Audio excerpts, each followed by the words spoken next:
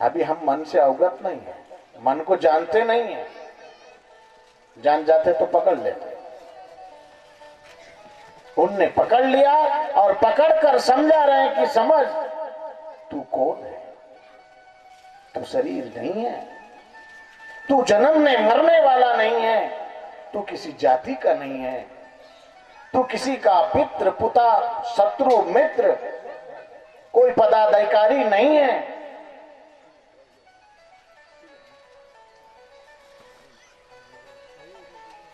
तू तो निरंजन है, तू निर्गुण है, तू अविनाशी है। भेद क्या है? सिरगुण तट ठाड़ा। ये शरीर सगुण है। बस इसका साथ करने से मन नाम की चीज पैदा हो गई। आप निरंजन निर्गुणा, ये हम सबकी बात है, उनकी बात नहीं है। हम अपनी चर्चा कर रहे हैं, अपनी कथा कर रहे हैं, दूसरे की नहीं है। ये कथा हमारी है, दूसरे के गीत गाने से हमको कोई लाभ मिलने वाला नहीं है, दूसरे के कथा सुनने से कोई लाभ नहीं है। ये केवल हमारी कथा है, हर आत्मा की कथा है, और ये हम अपनी चर्चा कर रहे हैं। तो ये शब्द जो संबोधित किया जा रहा है, ये हम पर लागू होता है। आप निरंजन निर्गुणा। कौन निरंजन? हमारी आत्मा। निर्गुण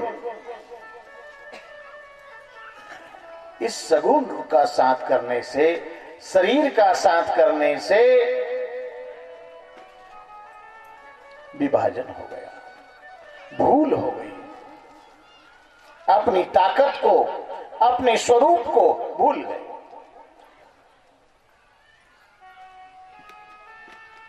यही माया का फंद में नर आन भुलाना, भूल हो गई। अब उस भूल को मिटाने के लिए, इस संसार सागर को पार करने के लिए, उस परमपिता परमात्मा ने मानव जीवन हमको एक साधन दिया है।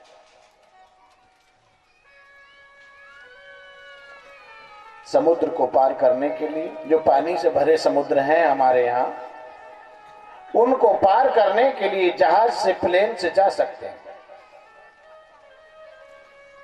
परंतु भवसागर को पार करने के लिए कोई जहाज और प्लेन काम आएगा?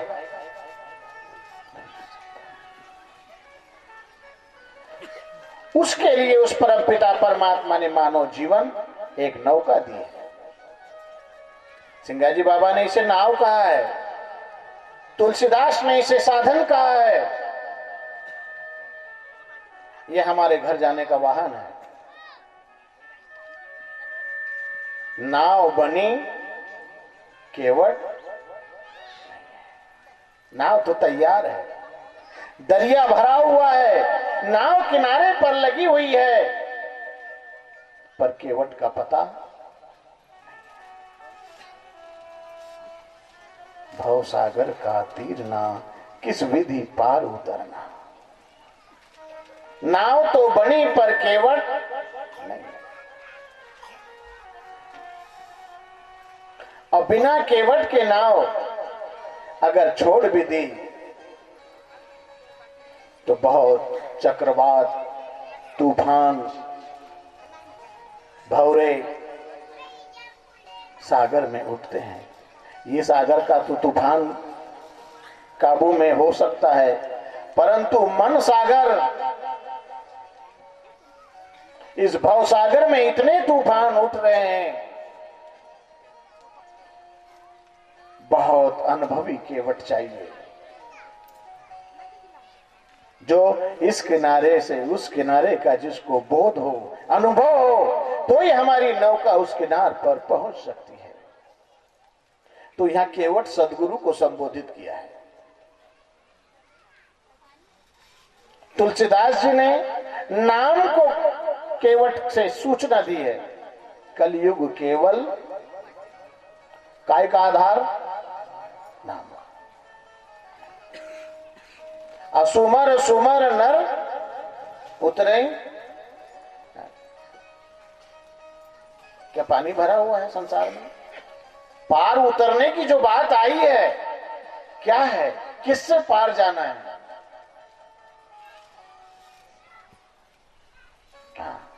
बीच में ही जो द्वंद्व खड़ा हुआ है, जो द्वैत खड़ा हुआ है, इस सागर को पार करने के लिए नाम ही एक नौका है। और गुरु भी कोई शरीर नहीं होता, गुरु एक शब्द होता है। और जो उसके सहारे हो जाए, जो उसको अपना ले जीवन में, वो इस दुस्तर भव सागर से पार हो सकता है। इसलिए मनरंगीर बाबा बार बार मन को संबोधित करते हैं कि हे मन, तू बचकानी हरकत मत करे, जाग, ये अवसर है। इस अवसर को कभी हाथ से खो दिया तो फिर बड़ी लंबी यात्रा है। बस एक ही अवसर है संभलने का।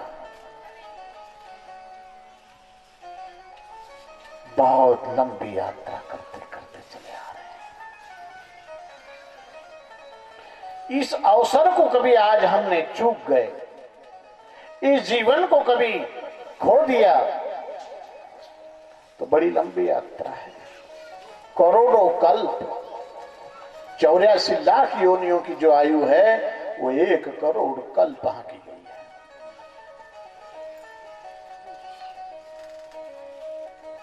ये एक पल हमको समझने के लिए उस परमात्मा ने दिया गया है।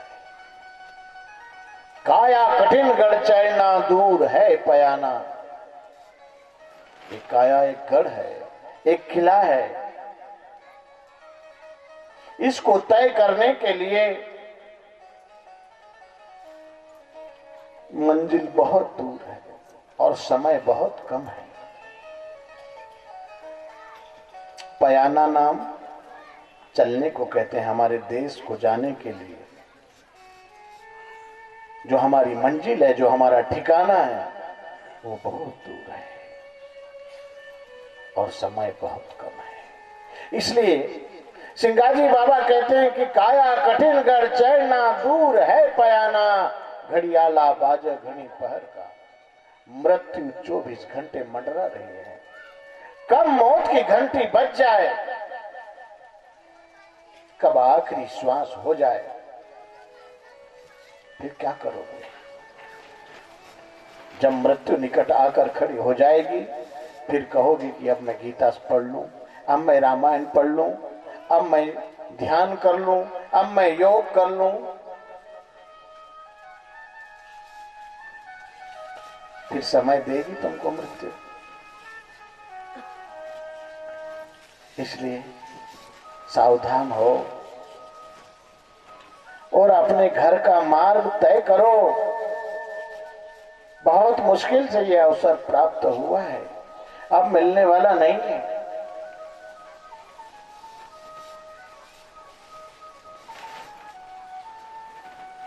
हे मन, समझ, अपने घर चल। बड़ा दुर्गम रास्ता है, समय बहुत कम है। तूने इस चमड़े से अपना संबंध जोड़ लिया जो नश्वर है, पल पल में परिवर्तन हो रहा है। इस नश्वर जगत से, नश्वर जगत के जो वस्तु पदार्थ धातुएं नाते रिश्ते जो भी हैं, सब परिवर्तनशील है, बनने और बिगड़ने वाले हैं। तू तो इनका सबका साक्षी दृष्टा है। तू इस दृश्य रूप संसार में फंस गया और अपनी मूल अनुभूति को भूल गया। तू अपने आप को जान, तू कौन है।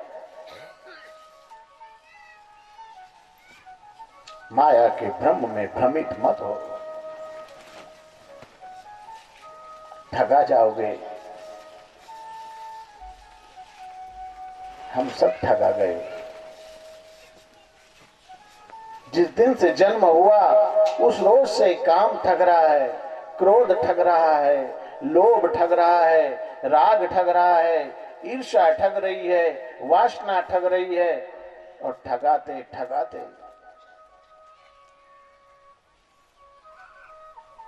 मृत्यु के घाट पर पहुंच रहे हैं।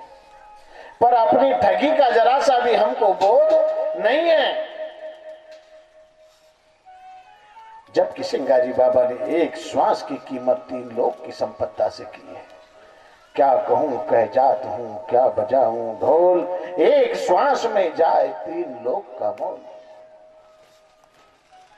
एक श्वास इस शरीर से निकल जाए और 3 लोक की संपत्ता रख दो कि जरा 2 घड़ी बात करने के लिए वापस आ जाए।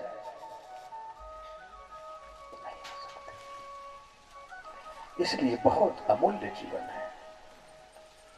सिंगाजी बाबा, मनरंगीर बाबा अपने मन को बार बार बोल देते हैं कि तू ठगा जाएगा, समझ और अपने आप को जानने का प्रयास कर, तू कौन है। मन को अपना बल याद दिला रहे हैं, जैसे जामवंत जी ने हनुमान जी को अपना बल याद दिलाया। सीता जो रावण ने चुरा ले गया, सब बानर भालू समुद्र के किनार पर बैठे हुए हैं, सब विचार कर रहे हैं कि 100 योजन समुद्र है, सीता की खबर कैसी लाई जाए। ऐसा कौन सूरवीर है जो समुद्र को लांघ कर उस पार चला जाए और सीता की खबर लेकर आ जाए।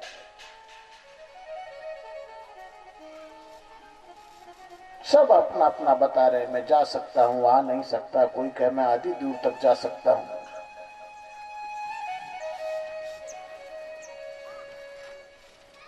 हनुमान जी दूर बैठे हुए। जामवंत जी ने बुलाया कि भैया आज तो उधर दूर जाकर क्यों बैठ गए, आज तेरी हमको आवश्यकता है। तू तेरा बल याद भूल गया। एक दिन तूने सूर्य को फल समझकर मुंह में रख लिया था। सूर्य का आकार विज्ञान बताता है कि पृथ्वी से 3 गुना बड़ा है। ऐसे 3 गुने पृथ्वी से बड़े सूर्य को हनुमान जी महाराज मुंह में रख गए थे। ये 100 योजन का समुद्र तेरे आगे कहां लगता है।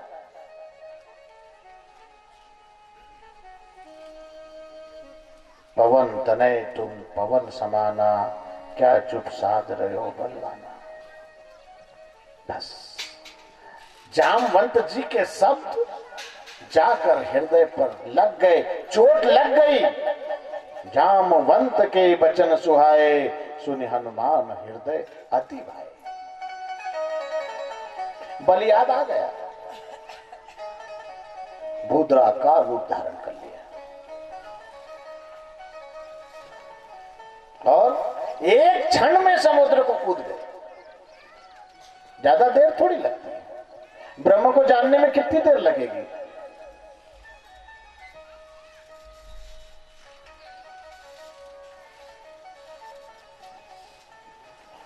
भाई मछली को पानी के पास जाने में कितनी दूर लगेगी। मछली को पानी के पास जाने में कितनी देर लग सकती है।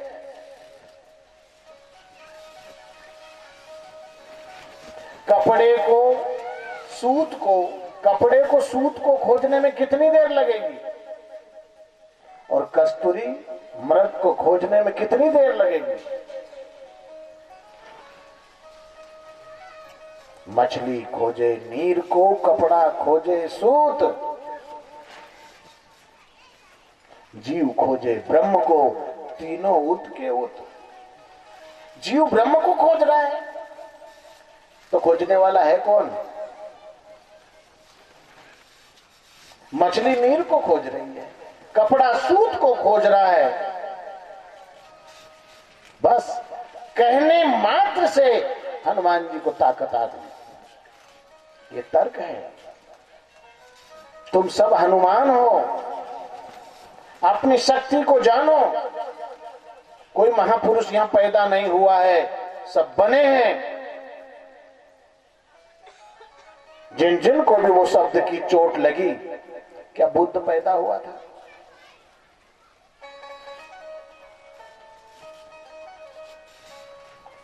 एक राजा का राजकुमार था, पर लग गई तो बुद्ध भगवान हो गए। सिद्धार्थ पैदा हुआ था, पर देखो महावीर भगवान हो गए। नरेंद्र पैदा हुआ था, पर विवेकानंद हो गए। तुम भी हो सकते हो, कुछ भी हो सकते हो। नहीं भगवान हो सकते तो चोर, उचक्के, डाकू, लफंगे तो बन ही सकते हो, नहीं बन सकते। अपने आप का परिवर्तन नहीं कर सकते। कोई आतंकवादी बन गया, कोई चोर बन गया, कोई डाकू बन गया, कोई नेता बन गया, कोई वैज्ञानिक बन गया, कोई इंजीनियर बन गया, कोई संत बन गया, कोई भगवान बन गया, और कोई मनुष्य जानवर बन गया। चुनाव हमारे हाथ में, ताकत हमारे भीतर है। जैसे जामवंत जी को याद दिलाया और हनुमान का बल याद आ गया और भूदरा का रूप धारण कर लिया, ऐसे मनरंगीर बाबा अपने मन को अपनी ताकत याद दिला रहे हैं कि तू ईश्वर अंश है, तू अविनाशी है, तू अजन्मा है, तू समस्त समष्टि में तेरा साम्राज्य है। तू गिलानी क्यों लाता है? समस्त समष्टि में अपने को देख और अपने घर का मार्ग तय कर। इस समझा इसको सिंगाजी बाबा सुन रहे हैं एकाग्र चित्त से, मन वचन क्रम से। ये पूरे भजन को पी लिया, शब्दों को भी पिया जाता है। ऐसा नहीं कि मुंह से ही पिया जाता है, दूसरी इंद्री से भी हम पी सकते हैं। यह अमृत है, अमृत का घड़ा नहीं है, प्रभु का नाम ही अमृत है।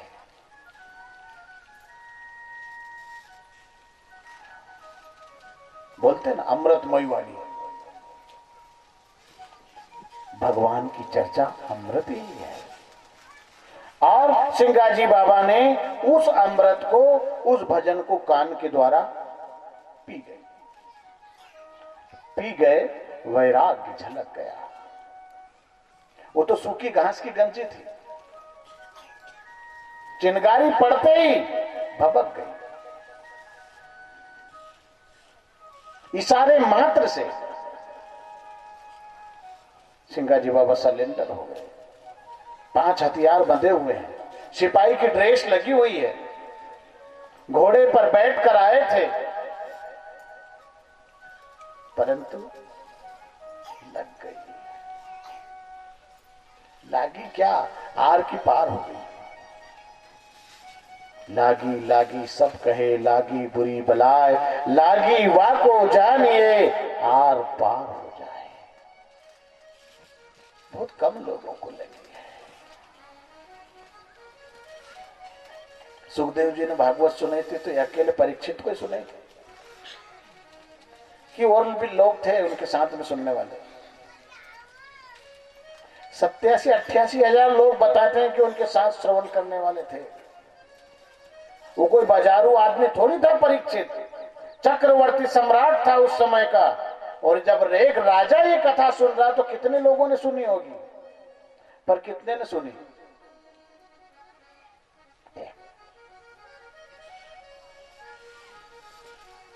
एक तरफ 7 अक्षौहिणी सेना है, एक तरफ कितनी, मैं भूल गया, महाभारत में कितनी सेना थी?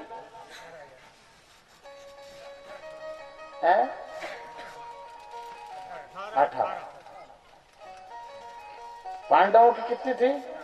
7। और कौरवों की 11।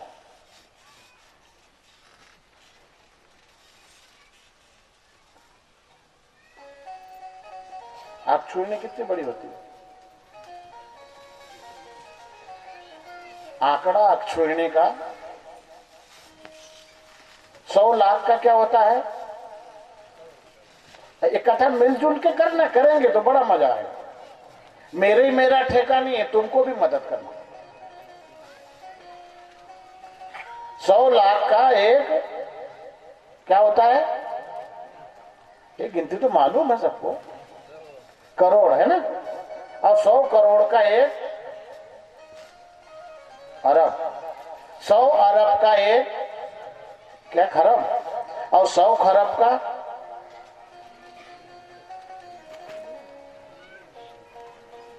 100 खरब का एक पद्म, 100 पद्म का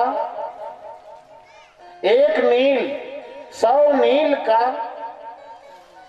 एक शंख, 100 शंख की एक अक्षुई।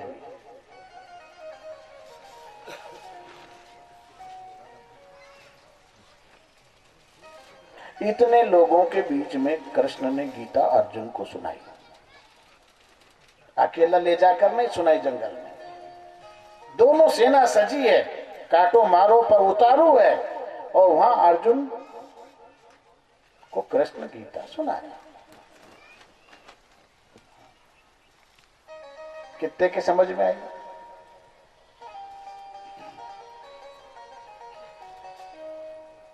कितने ने सुनी?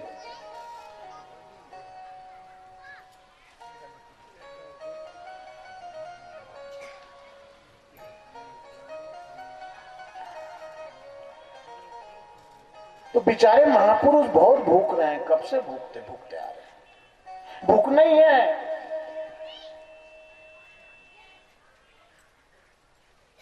कोई कोई बिरला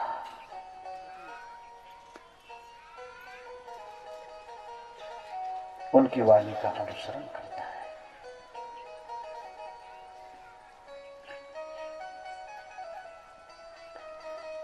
अब इतनी अक्षुणी सेना और उसी में विराट रूप दिखाया, दिखाया था क्या?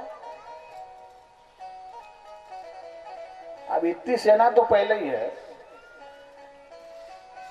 और विराट रूप खड़ा कर दिया। तो विराट रूप क्या है? क्या समझे विराट रूप को?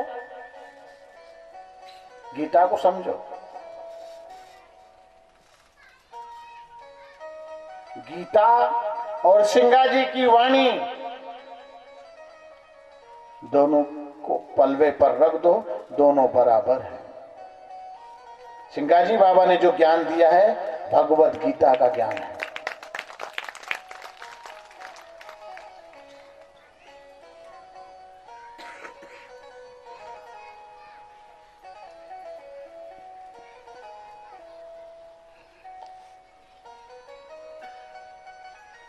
अर्जुन ने धनुष बाण फेंक दिया कि भगवान यो युद्ध मनी करो। ऐसे रक्त लांछित राज्य से संन्यास लेना पड़ता है।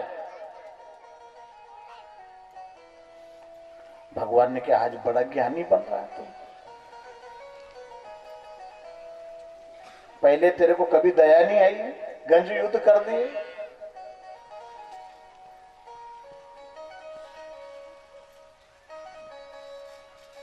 तो देखो जगत का नियंता परमात्मा कृष्ण, और पूरा ब्रह्म था।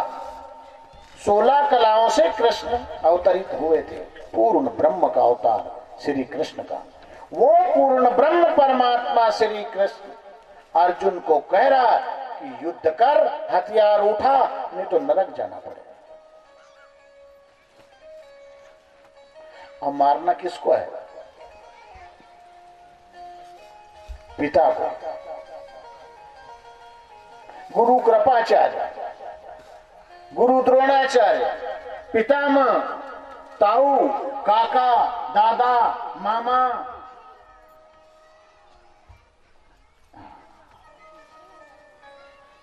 गुरु की कितनी महानता है हमारे यहाँ।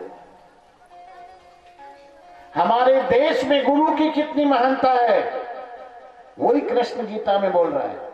गुरुर ब्रह्मा गुरुर विष्णु गुरुदेवो, अब गुरु साक्षात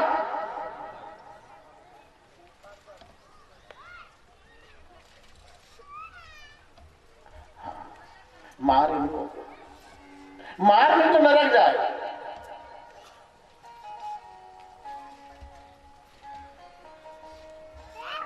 इतनी सेना कैसी बनी होगी? हरियाणा के पास बताते हैं कुरुक्षेत्र। अभी भारत में 100-125 करोड़ की आबादी है, न तो हॉस्पिटल में जगह मिले, न रेल में जगह मिले, न मोटर में जगह मिले, न रोड पे ढंग से चलने दे लोग। और ये अक्षुहिणी से सेना उतने महाभारत काल में वो कुरुक्षेत्र में कैसे बनी होगी भैया? है कि नहीं? गप है।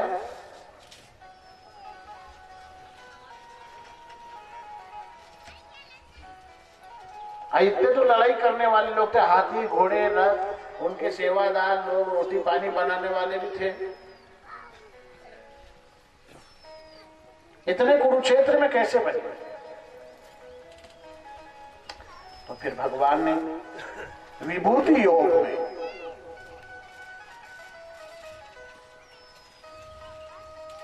आगे बताया। गीता को समझे। गीता कोई कथा नहीं है, गीता कोई दूसरे व्यक्ति की बात नहीं है, गीता और अर्जुन और कृष्ण की बात नहीं है, गीता हमारी बात बोल रही है। गीता हमको अपने तरफ इशारा कर रही है, हमें अपने घर ले जाना चाहती है गीता कि हे आत्मा, हे परम आत्मा, हे ब्रह्म के अंश, तू अपने घर चल, मेरे इशारे पर चल, मैं तुझे तेरे घर पहुंचाऊंगी। ये भगवान कृष्ण की वाणी गीता में बोलती है।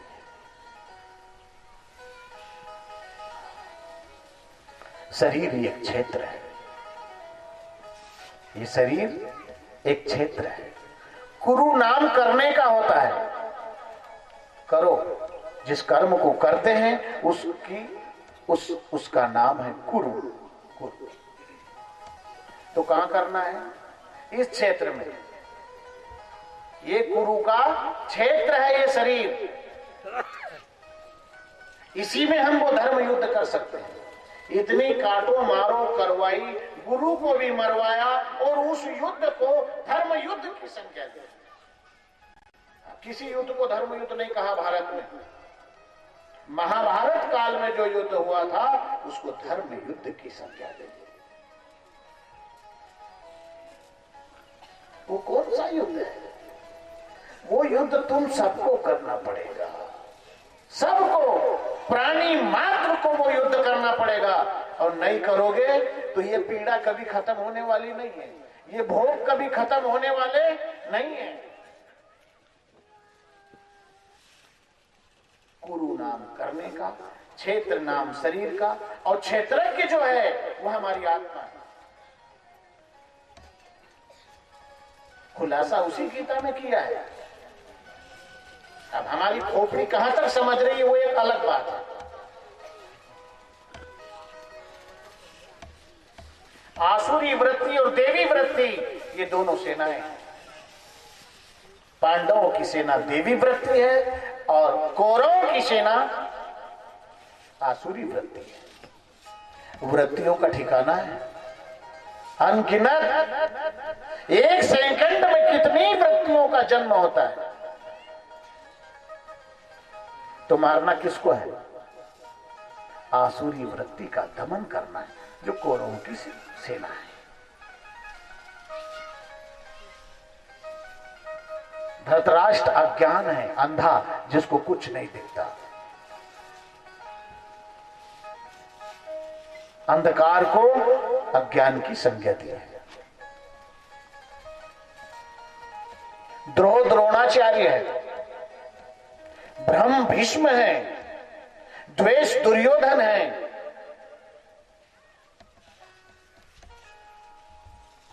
इन लोगों को जब तक मौत के घाट नहीं उतारोगे, और अर्जुन का भ्रम निवारण किया, अर्जुन को वो आंख दी कि देख अब कौन गुरु है, कौन चेला है, कौन पिता है, कोई ताऊ है। देख तो पहले आदमी चमड़े को देख रहा था। जब धनुषबाण रखा था ना, जब चमड़े को देखता था, और जब कृष्ण ने वो आंख दी अर्जुन को, कौन सी दृष्टि दी थी? है दिव्य दृष्टि। दिव्य किसको बोलते हैं? दृष्टि तो समझ गए कि आंख दी, पर दिव्य, और दिव्य वस्तु क्या हो सकती है संसार के अंदर? हाँ, वो परम ब्रह्म परमात्मा जो दिव्य है, जिसमें जरा सी भी खोट नहीं है, जरा सा भी विकार नहीं है, इतनी निर्मल है, उसको दिव्य की संज्ञा दी गई है, और वो है हमारी आत्मा। और आत्मा वाली दृष्टि से जब देखा तो कोई नहीं,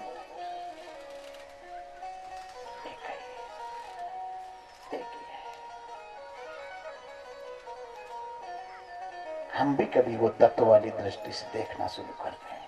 तो आज जो दृष्टि मिल रही सिंगाजी बाबा को, जो श्री कृष्ण ने अर्जुन को दी थी, वही आंख आज मनरंगीर बाबा सिंगाजी बाबा को प्रदान करने वाले हैं। वही समझाइश दे रहे हैं कि तू अपने आप को जान, इस पंच तत्व और 3 गुण से ऊपर उठकर अपने आप को देख, दूसरा कोई नहीं है। समस्त समष्टि में तेरा ही साम्राज्य है, तेरे अलावा कुछ नहीं।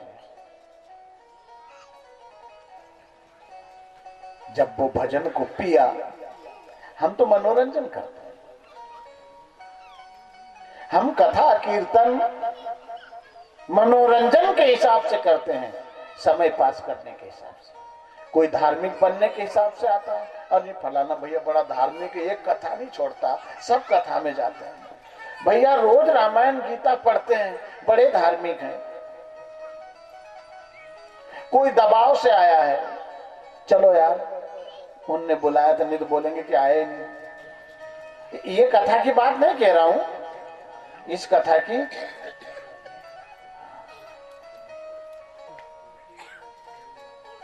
कोई एक व्यक्ति ऐसा आता है जिसके अंदर उस परम तत्व को पाने का भाव रहता है।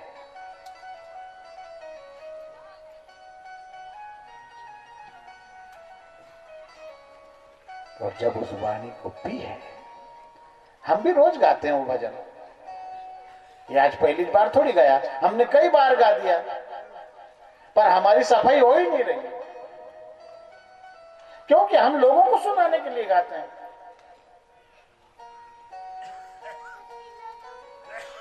ज्यादातर ज्ञान जो है हमारे पास दूसरे के लिए, खुद के लिए नहीं है। अगर खुद के लिए इतना सा भी ज्ञान हो जाए तो ज्यादा अलांजरा रखने की जरूरत क्या है? एक भजन ने तो कल्याण कर दिया सिंगाजी बाबा, और वो भी अभी गाया नहीं है, केवल सुना है।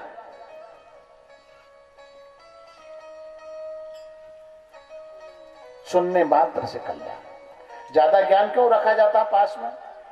मंच पे बैठा देंगे लोग, सम्मान मिल जाएगा, हजारों लोग सुनने लग जाएंगे, पर क्या भगवान मिल जाएगा? मेरे को भी अगर मैं इस पर खरा नहीं उतर सकता तो क्या मेरे को स्वर्ग से लेने आएंगे?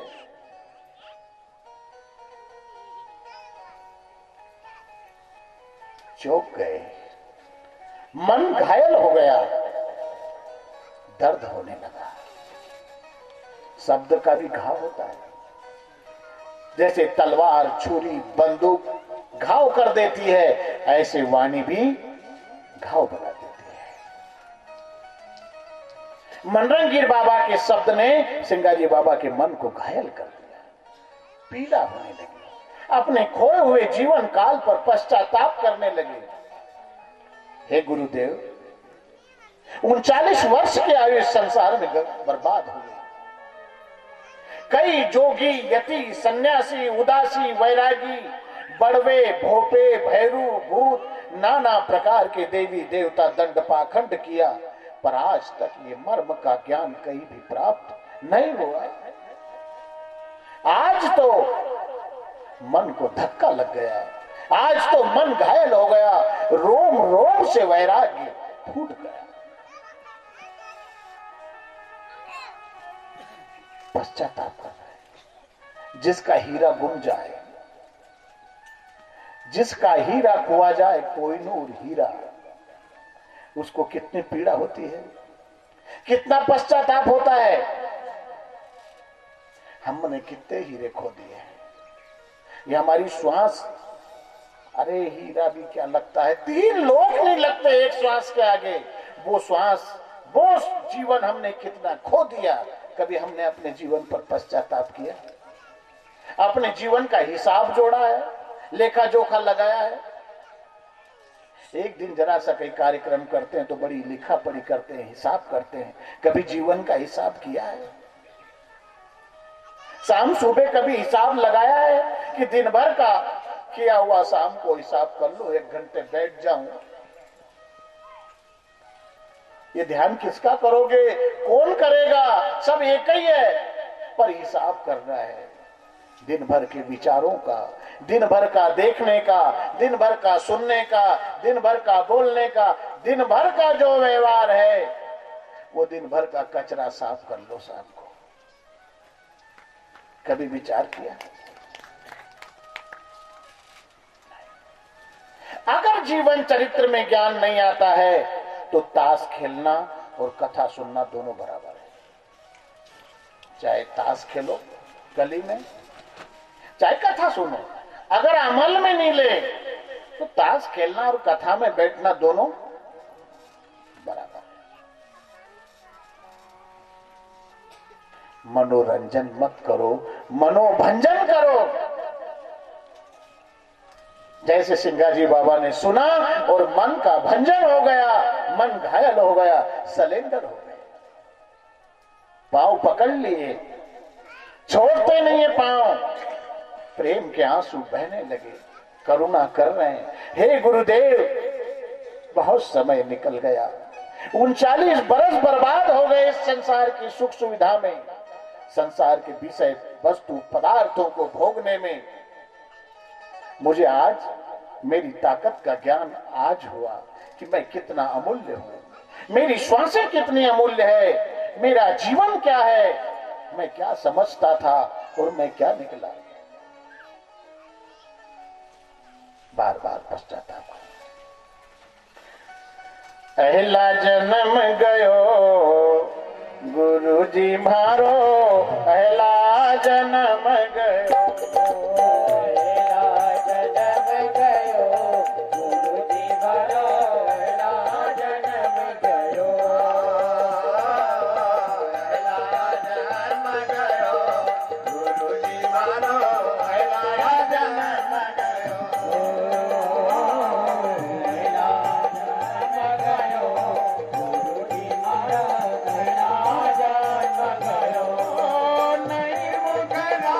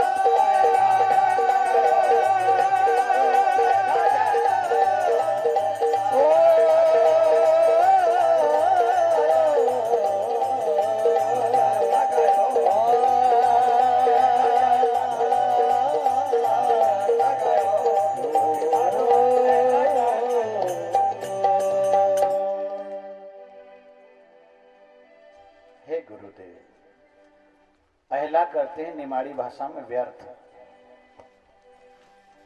जो किसी काम का न हो। हे गुरुदेव, अब तक का जीवन इस संसार के सुख भोग में सब बर्बाद हो गया। जंगल में गाय भैंस चराने में जंगल में निवास किया, नित ऊढ़ पांव जमीन पर रखा, घूमने फिरने में सांसारिक कर्म करने में कई जीवों का हनन हुआ, दृष्टि से कई प्रकार का दोष हुआ, मन से कई प्रकार मनसा पाप लगा।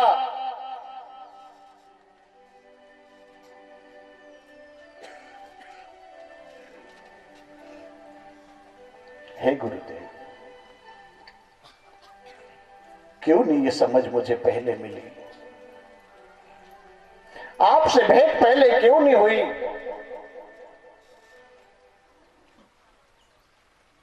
बार बार पछताते हैं। हे गुरुदेव, मुझे शरण में ले लो, मुझे वो अंत तक का मार्गदर्शन करो जहां जाने के बाद कभी अंत न हो, अंत ना हो कोई आत्मा। हाँ, वो स्थिति पा जाए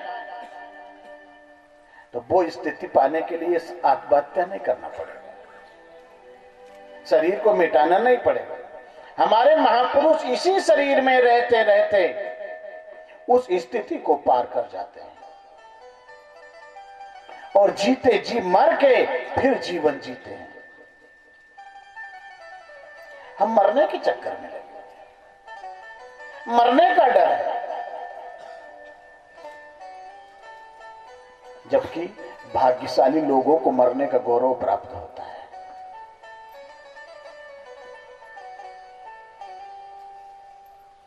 हम तो कपड़े बदलने को मरना कहते हैं,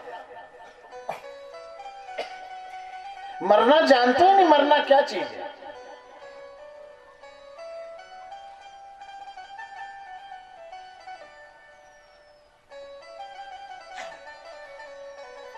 त्राई त्राई कर रहे हैं, चरण पकड़ लिए, गिड़गिड़ा रहे हैं।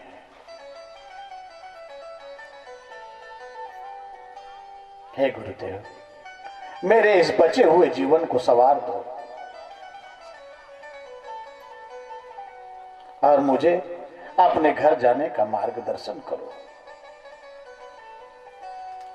ये संसार हमारा घर नहीं है, यहां से हमको सबको जाना पड़ेगा।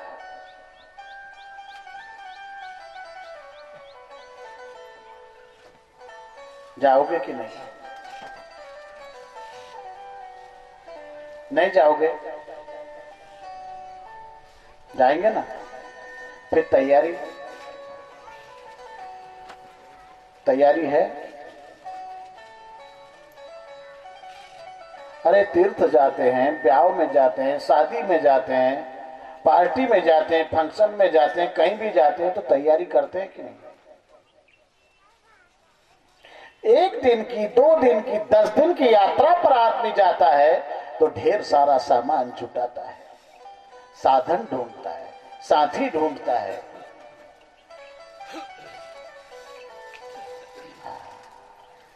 एक दिन जाना है, क्या उसके बारे में विचार है?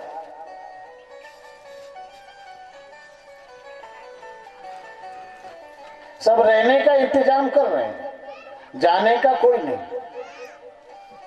मकान, जमीन, गाड़ी, नौकरी, दुकान, जितने भी वैभव हैं संसार में, ये तो रहने के साधन है, पर हमको तो जाना है। जाने के लिए क्या किया? बेहोश। अभी तो फलाना भैया मरा है, अपन थोड़ी मरे, बेचारा मर गया, वो बेचारा हो गया मरने वाला।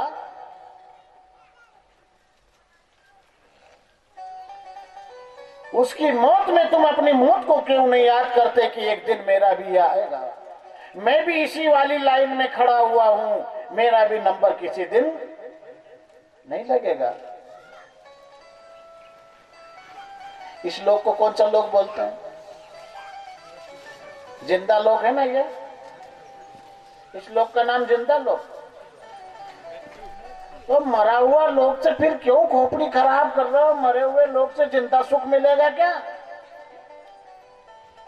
जो लोक मरा हुआ है उस मरे हुए लोक से टिकने वाला सुख मिलेगा।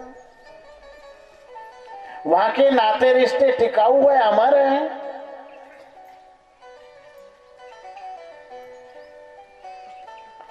फिर क्यों ना हम उस परमात्मा से संबंध जोड़ लें, जैसे सिंगाजी बाबा